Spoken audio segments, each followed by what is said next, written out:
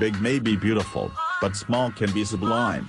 KTM's 390 Duke combines all the qualities that make riding sub-500cc machines so rewarding and exciting, not just for younger, shorter or less experienced riders but for everyone.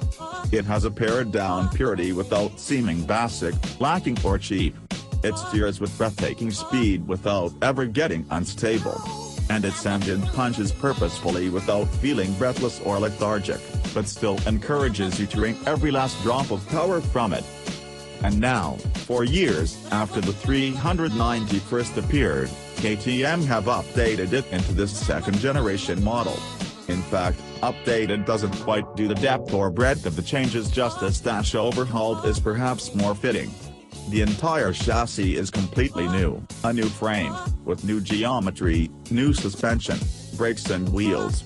It's taller and shorter than before, the whole bike riding 15mm higher to give more ground clearance, and the already stumpy wheelbase cut down by 10mm for even greater agility.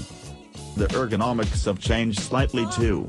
A new seat now sits 30mm higher than before, but while the 830mm spec sheet figure might seem slightly daunting, the Duke's utter lack of bulk mean most riders will still have no trouble getting both feet flat on the floor.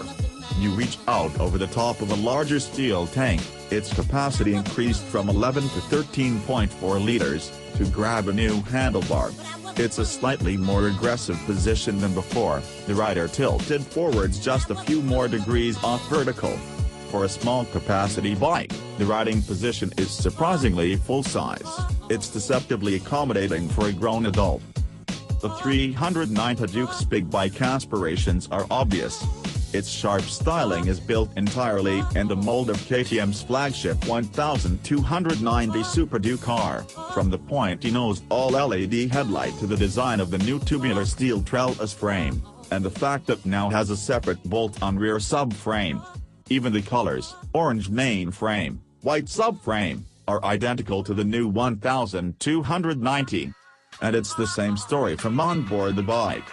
A full-color TFT display, about the size of a modern smartphone, has been chosen as it fits in with the rest of the Duke range. Both the 690 and 1290 have similar-looking units, with similar graphics.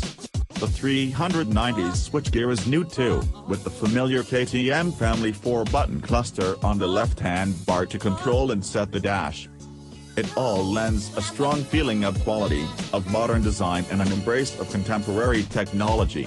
There's even an option, for an extra £24.29, to add KTM's MyRide Bluetooth connectivity, where you can link the dash to your phone and either control music or answer incoming calls, though, importantly, not make outgoing calls, without taking your hands off the bars. Such features might not be to everyone's taste, but it's a unique option that's totally in keeping with the bike's youthful, high-tech design.